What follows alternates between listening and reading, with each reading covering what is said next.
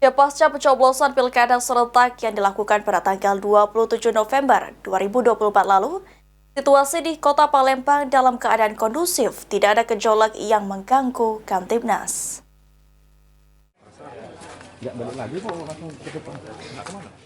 Kapolres Tabes Palembang Kombes Pol Haryo Sugiartono didampingi Kapolsek Sako, Kompol Aidil Fitri memantau langsung pelaksanaan pemungutan suara ulang PSU di sejumlah TPS yang ada di wilayah hukum Polsek Sako.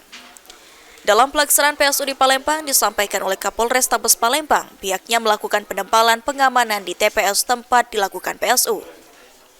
Sampai hari ini, menurut Kapolres Tabes Palembang, kondisi keamanan masih cukup kondusif. Kombes Pol Haryo juga memuji warga Palembang yang semakin cerdas, tidak terbawa dengan satu kepentingan untuk tidak menguntungkan semua pihak. Ini seperti apa nih, Pak? Saya pikir Kota Palembang masyarakat semakin cerdas, artinya tidak terbawa dengan satu kepentingan yang tidak menguntungkan semua pihak.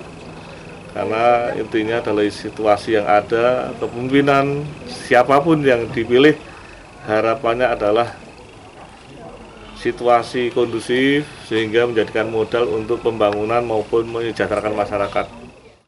Polres Tabes Palembang sendiri disampaikan oleh Haryo akan terus melakukan pengamanan hingga nantinya